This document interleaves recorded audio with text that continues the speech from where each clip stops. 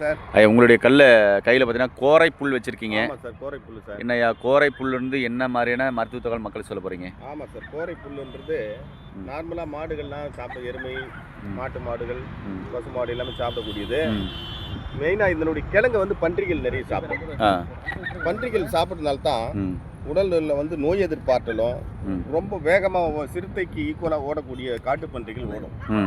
அதனால் இந்த கோரை கிழங்குகளை நாமளும் சாப்பிடலாம். உடல் வன்மைக்கும் உடலில் கெட்ட கொழுப்பு தங்காத சேராத எடுத்துரும்.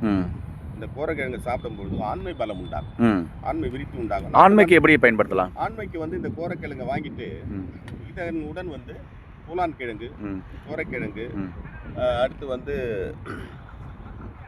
தண்ணீர் விட்டான் கிழங்கு, இலப்பன கிழங்கு, பூமி சக்கரை கிழங்கு, கசகசா இது போன்ற இதையெல்லாம் போட்டு இதை வந்து ஒரு பவுடராக ஆக்கிட்டு பாலில் சாப்பிட்டு வந்தோம்னா ஆண்மை பலம் கூடும்.